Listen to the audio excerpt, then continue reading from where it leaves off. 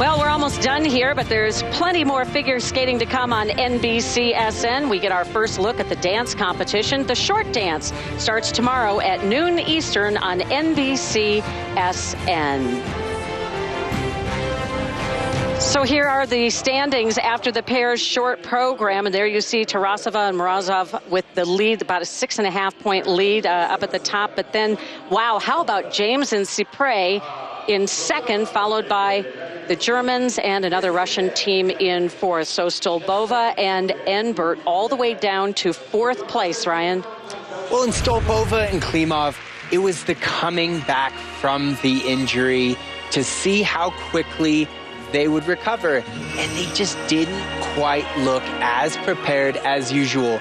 That being said, they still put up a great score and they still looked amazing. We're just used to them being the world's elite. So seeing them have to come from fourth place at Europeans after the short program is a spot that we've just never seen from them. It'll be very interesting to see how they've recovered, because recovering for a short program is one thing, but coming back from injury and being in shape and ready for a free program is a completely different animal.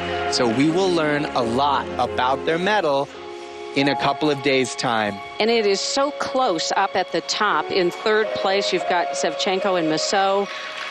And, just very little separating these top teams. And they all left a little bit open. Well, Sevchenko and Massot were in such a similar position, coming back from an injury where they had to rush things a little bit. They didn't get to miss the entire season. They got injured in their second Grand Prix. So for them, getting her healthy is priority number one.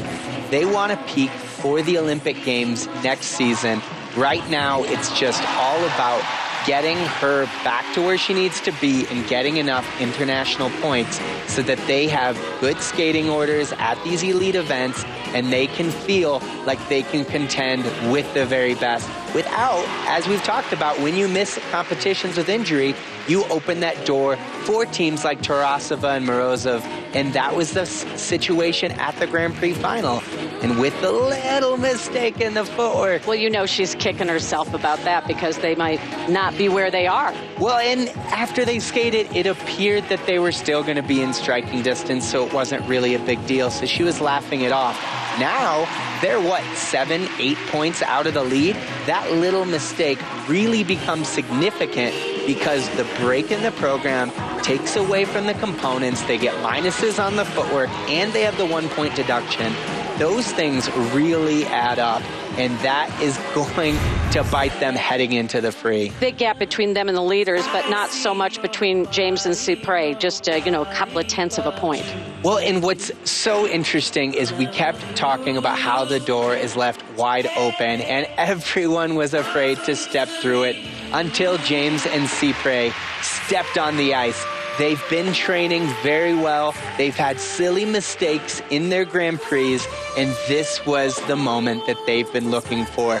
When we're competing through these seasons, it's so important to try to peak at the right time.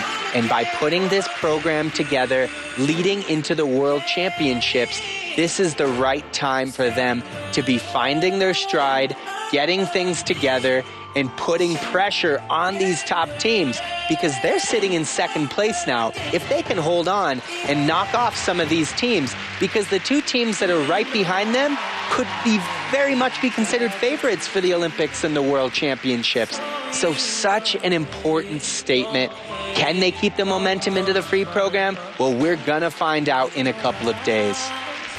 And as we said, Tarasova and Morozov with a big lead, though, in first. And this is exactly what we expected. They skated well through the short program. They looked hot. And what you see in a skating competition is if a team comes out at the beginning of the season and delivers a great short program, they get a good score. They do it again, that score gets a little bit bigger. They do it at the final, that score continues to climb, and such as and so on. And we saw that today. Even with the little bobble, the 2-foot on the side-by-side jump, because they've shown that they're reliable in this program, those scores will continue to climb, and because of it, they are enjoying a very comfortable lead.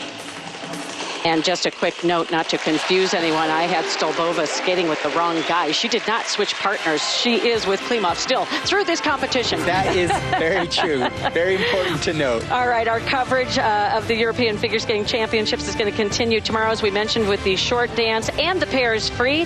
And the men's competition will get underway on Friday. We'll also crown a ladies champion on Friday, and we'll wrap things up on Saturday with the free dance and the men's free skate.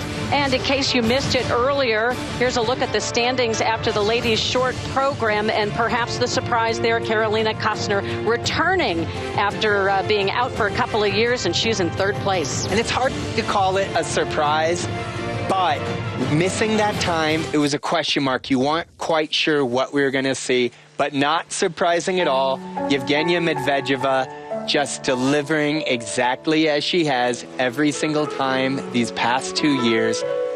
She just continues to get stronger and stronger and more mature.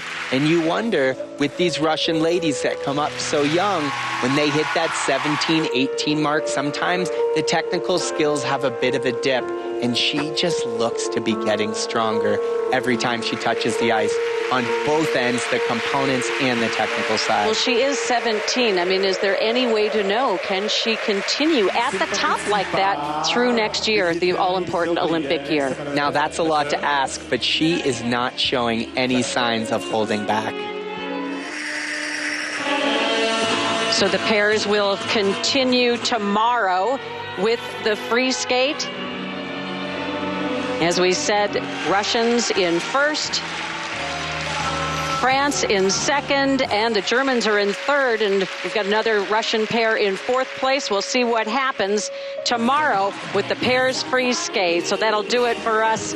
For Ryan Bradley, I'm Andrea Joyce. Thanks for joining us for our coverage of the European Championships. We'll see you tomorrow.